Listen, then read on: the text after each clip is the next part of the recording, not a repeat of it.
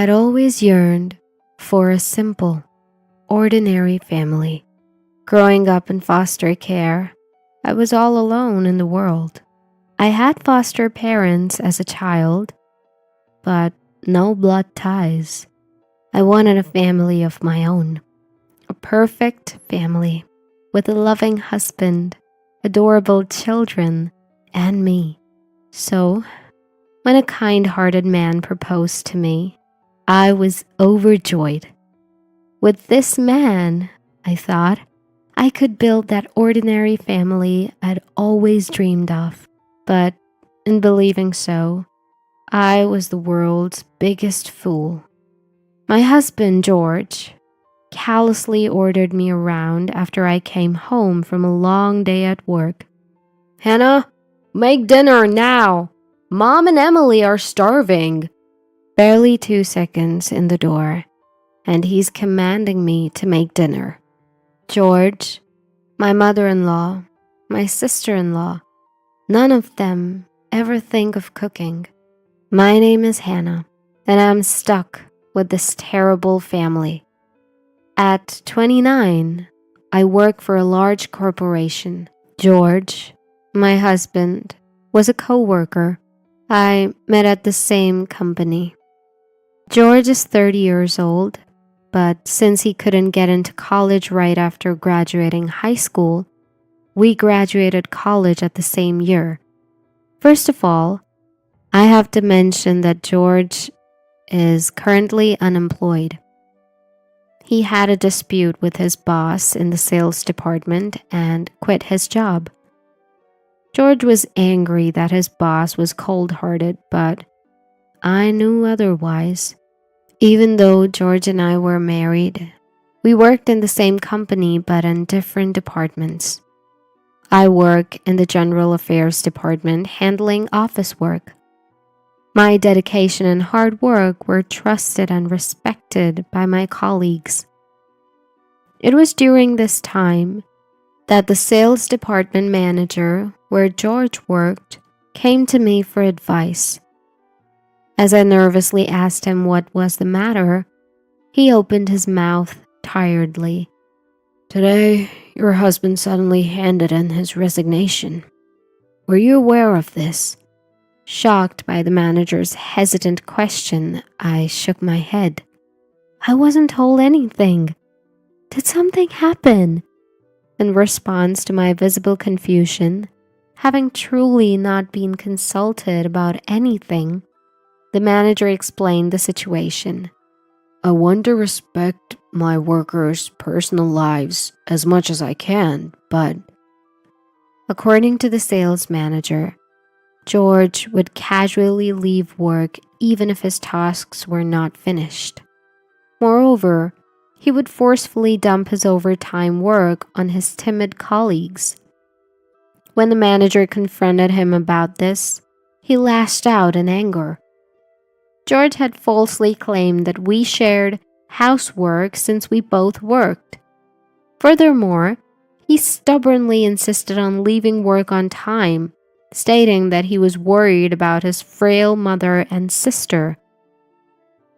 When he used his family situation as an excuse, the management could not be strict with him. However, a colleague who had been burdened with George's work complained of mental and physical stress and wanted to resign. The manager advised George that if he prioritizes his family, he should finish his work on his own. George, angry that his argument was not accepted, quit his job on his own accord. To be frank, I'm relieved that he quit. While being considerate of my feelings, the sales manager expressed his honest thoughts. George was arrogant and burdened others despite his incompetency. When his boss pointed this out, he would react angrily without reflecting on his behavior. From what I hear, George was nothing but a liability to the sales department. Feeling guilty, I apologized profusely. "I'm deeply sorry for the trouble caused to everyone in the sales department." The kind sales department manager reassured me that It was not my fault. And he was disgusted by George, who had quit his job on a whim without consulting his wife. Just to confirm, is he really doing housework? And are your family members sick? All his claims are false. I do all the housework, and my mother-in-law and sister-in-law are healthy. Upon hearing my testimony, the manager sympathized sincerely, saying, I see, that's tough. And that's how my husband George ended up unemployed. He believed that he would get a new job right away, but the real world is harsh. Despite his job hunting efforts, he kept facing rejections. George is resentful on his previous boss, believing that he had bad-mouthed him to other companies. I can swear that my company does not engage in such practices. Even after submitting a resignation, it is common knowledge among working people to stay in the company for at least a month. There are matters like work handover and procedures to be dealt with. However, George slammed his resignation letter onto the manager's desk and went home the same day. It was obvious to me that such an unreasonable person would not be hired by any company. George was content with giving his small severance pay to his mother and sister. He was raised in a single-parent family with his mother and sister, Emily. Their father divorced his mother and left, which seems to have been a wise decision. Both my mother-in-law and Emily are healthy and capable of working, but they do nothing. I pay for our living expenses and do all the work. Whenever I ask George to help out at home, he yells at me. My mother and Emily are my precious family. You're my wife, so you should be devoted to helping us out. It made no sense to me, so I snapped back at him. Forget about your mother, but Emily is 23 years old. At least let her get a part-time job. George adored Emily a lot, who was 7 years younger than him. Emily was also taking advantage of George's kindness, pleading for pocket money. As I firmly refused to give her money, George started working part-time. It was a job managing a warehouse for a courier service. George tells people around him that he quit his job at a major corporation because his family was sick. He is a man who lies as he breathes, just to keep his reputation. And so, George's part-time earnings became Emily's dating expenses. Not doing any housework or work, Emily started going out with men. I was fed up with my mother-in-law stealing bills from my wallet out of her greed for money. Even if I talked to George about it, he would get mad at me. Take care of my mom if you're my wife. This is why I can't stand people who grew up all alone in foster care like you. My mother-in-law scoffed at me, calling me, Hannah, you're so wicked. I was living my days with the worst family. But one day, an encounter that changed my depressing daily life arrived. When I came home after buying groceries after work, there were unfamiliar shoes at the entrance. They were large-sized men's sneakers. I thought we had a guest over, since the shoes were larger than George's. Then, a young man popped out. He was tall, had a handsome face, and his hair was light brown. When I thought Emily had brought her boyfriend, the man apologized. I'm very sorry. I was on the verge of dating Emily, but I'll take it back. Contrary to his frivolous appearance, his tone was polite. A wise young man making sound judgments. I spontaneously asked the young man who was about to leave with his sneakers on. What's your name? I'm Emily's sister-in-law, Hannah. When I introduced myself, the young man looked up and smiled a little. He looked like a player, but He had a smart expression. The man introduced himself after he finished putting on his sneakers. "I'm James. I work as a bartender. Emily was a regular at the bar I work." According to him, Emily confessed to him and he was about to accept, but he declined. The reason was that Emily showed her true nature and spilled everything because of alcohol.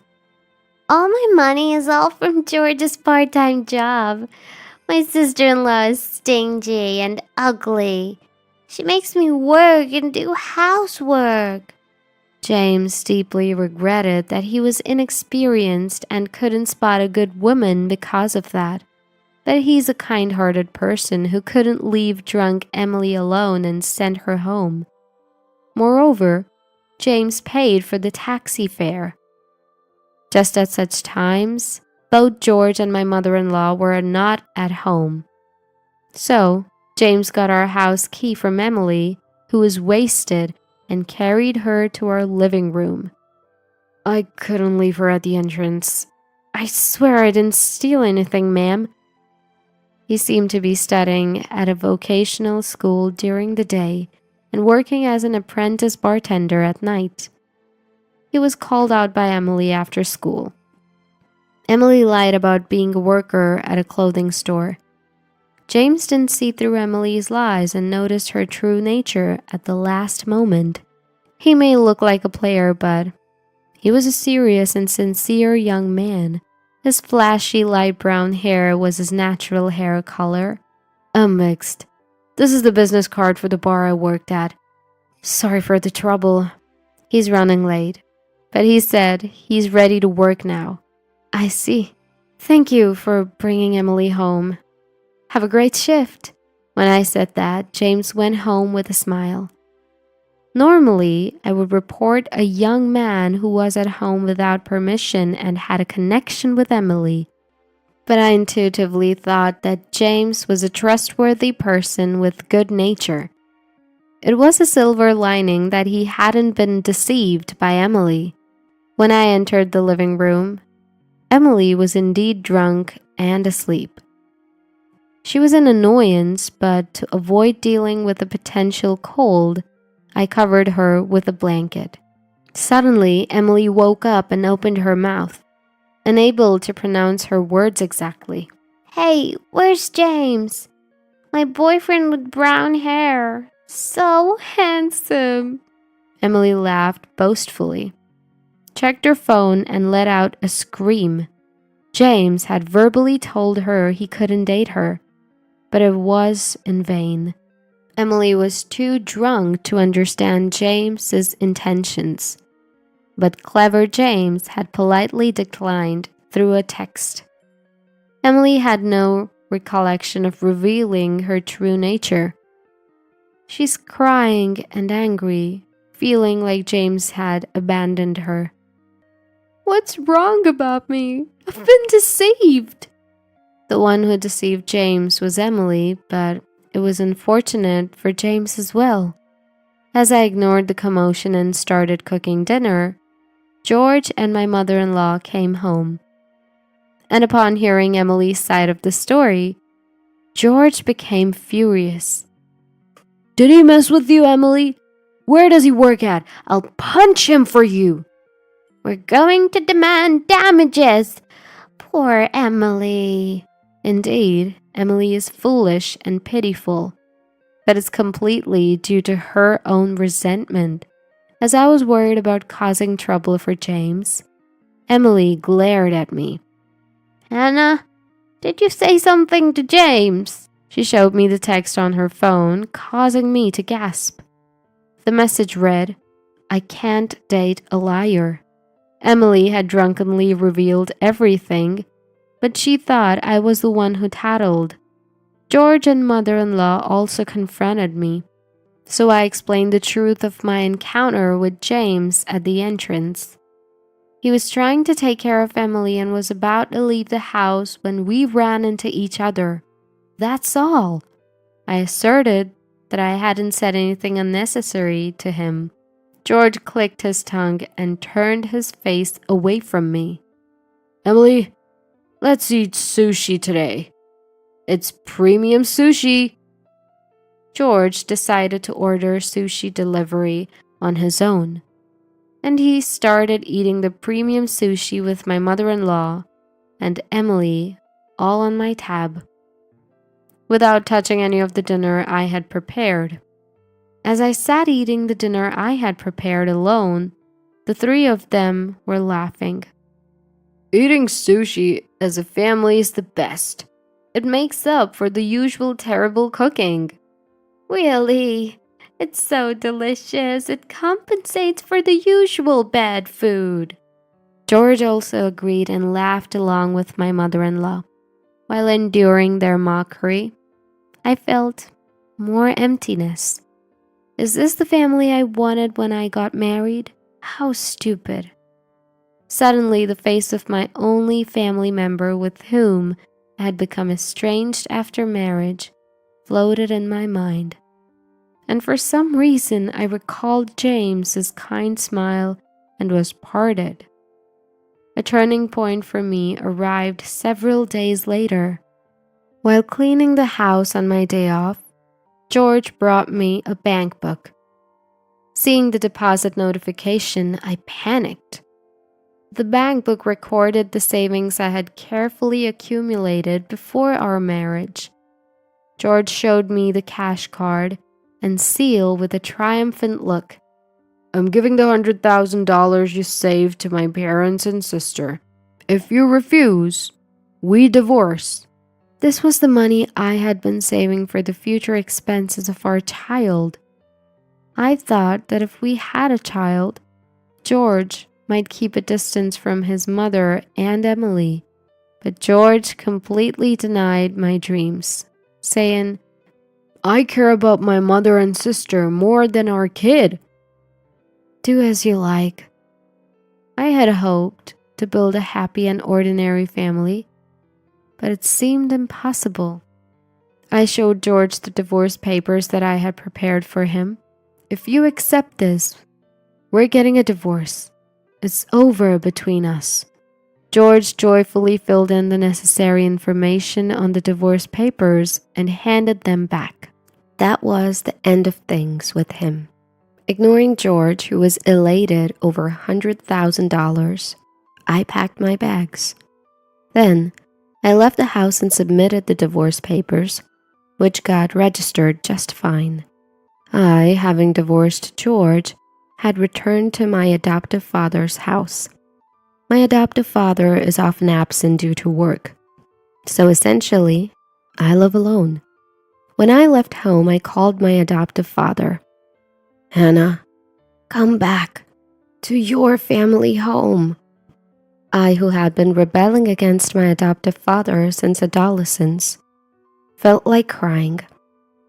Despite our strained relationship, my adoptive father forgave me, who used to be so ungrateful. Living quietly at home, memories from my childhood came back to me. The fact that I was taken from the orphanage to my adoptive father's house. At that time, I had an adoptive mother who loved me as if I were her own daughter.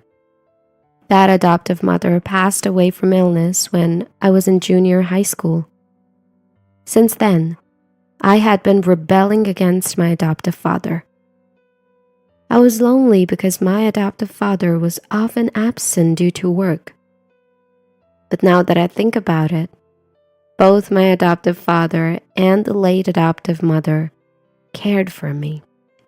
I was fixated on a normal family and had forgotten the love of those close to me. I'm divorced now. I'm having a huge burden lifted off my shoulders. With the load off my shoulders, I was now working hard. That's when I ran into James again. When I was about to leave work, I ran into the sales department manager in the elevator hall. When I started to say, "Good job today," the manager kindly spoke to me. "You've been through a lot. You look better than before, and I'm so happy for you." The manager knew about my divorce with George. He sincerely praised me for holding up well. As I bowed and got into the elevator, the manager spoke in a serious tone. There's a bar that's been talked about in the sales department. I want to go, but it's a bit too fancy for an old man like me. I heard that the manager has a wife and children who is in high school. What kind of place is it? A cafe or something? Then the manager pleaded with me. It's a bar. I don't drink, but I'm fascinated by bars. So, he humbly asked me to accompany him. I know the manager is a sincere person, so I decided to accompany him to the bar. The bar, recommended by the manager's workers, was a hidden gem in the basement. The manager said, "Don't be nervous," as he opened the door to the shop. The interior was truly chic, the kind of decor that young people would like.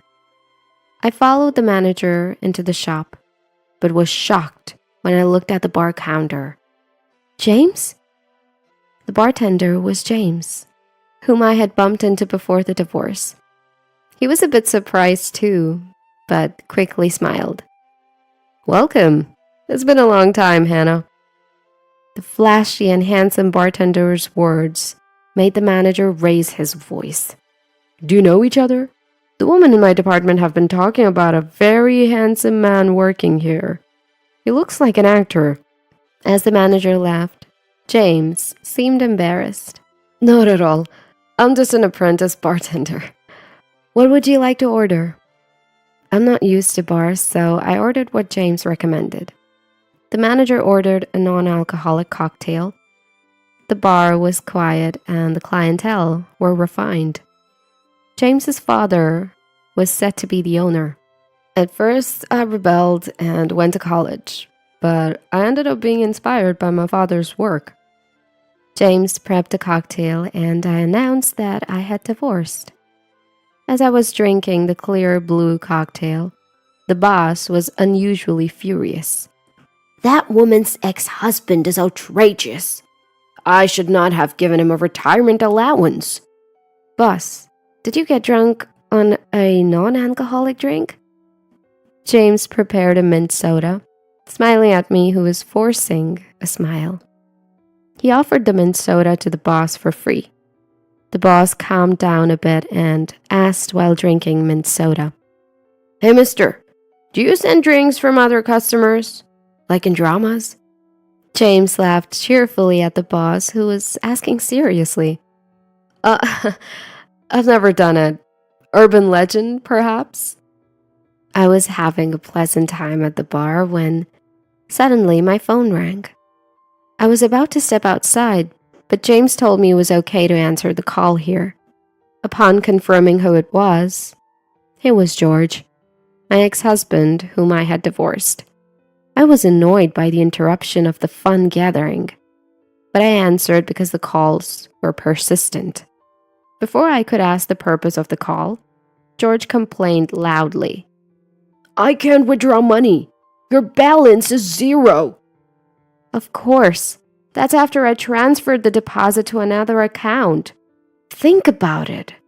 Would anyone keep a passbook with $100,000 deposit in a house where those 3 greedy people live? It is for sure that it would be stolen, so I had to take measures in advance. The passbook George stole from me was a dummy. The real one was carefully hidden by me. That's why I still have the $100,000. When I told him, George was dumbfounded. He, my former mother-in-law, and Emily were having a luxurious time overseas. They gambled, and as their funds started to run out, they tried to dip into my $100,000. However, they couldn't withdraw the money and were so distressed, they called me. George threatened me to send all my assets immediately. I refused.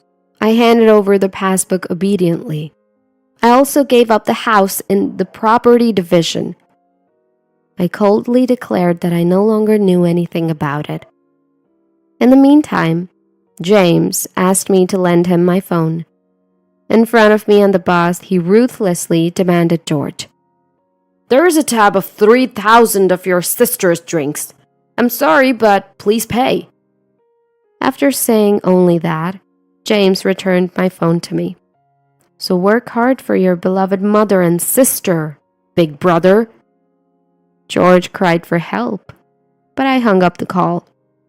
When I apologized for making a fuss, James offered me a cocktail with a smile. "It's on me. And a ginger ale for the boss.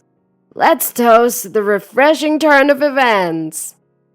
James, the boss, and I toasted to George's miserable fate. From then on, George really fell into a hell of debt. When he was at a loss in a hotel overseas, a kind gentleman approached him. The gentleman was a president in finance and offered to lend him money if George was in trouble. George, who was in dire need of money, jumped at it without thinking about the interest.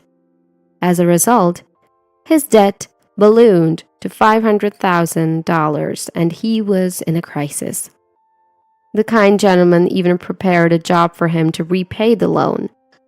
Now, it seems George is working on a fishing boat. Nobody knows where is at now. Emily and my mother-in-law had an obligation to repay, working from morning till night, except for sleeping. They sold their house and now live in a small apartment. I was living as usual at my parents' home. Today, unusually, my foster father was also there, so we were chatting. "You're well prepared," pitching my ex-husband to the deep end. The one who lent money to George and effectively sent him to a debt trap was my foster father. He was a known figure in the financial industry, well connected in various fields. George was on a family trip abroad with my parting gift. It was impossible with George's part-time job salary, but he sold all of my jewelry. George was ecstatic because he got a lot of money. He was having a blast overseas with that money. When I got married, my foster father told me to protect this one thing. He strictly ordered that when I divorce, I should leave the jewelry and the house. I'm always amazed at your audacity, Dad. My foster father had connections with the precious metal buyer that George used. He had information that George, who sold my jewelry, was going overseas. You show up just in time in front of George and you see through everything. I have sources. I also know you are getting along with the young bartender. I nearly spit out my tea laughing at what he said. After George's uproar, the manager took a liking to James, so he brought other colleagues along to the bar. That's when my boss said to James, "James, do you have someone you're interested in here? Be honest." Directed by my manager's leading question, he looked at me while explaining. 23-year-old James had one-sided feelings for me. He seemed to have liked me since we met. James was self-deprecating about being immature and not being good enough for me. But the manager was adamant. "James, you're a great guy. His looks and personality? Go and tell her your feelings." I tried to stop the manager's momentum, but I got confessed by James. "I like you, Hannah. If you're okay with someone as inexperienced as me, let's get together." "Wait, I'm 29 years old. I'm 6 years older than you. And I'm divorced too." "That's not a problem. I like you, Hannah." In such a turn of events, I now have a 23-year-old boyfriend. My manager was overjoyed, saying, "I'm your wingman." I was thinking of telling my foster father later, but he found out. "I went to James' bar. He's a very nice young man. He's different from your ex-husband, who would berate you." "Dad, you're moving too fast." My foster father has always been a worrier when it comes to me. Although he is an extreme person who can do so much to George, who disrespected me, he is a kind father. I am more than happy to be this man's daughter. Thank you, Dad. When I told my foster father my feelings with a smile, he smiled back. Next time I take a break, I thought I'd go to the hot springs with my dear foster father. James will also be coming with us. I promised to marry him. Next time, James is going to greet my foster father. I'm sure my father and James will make a good family. I reported to my father with a smile that I was going to start a new family. My father smiled and said, "Congratulations, Hannah."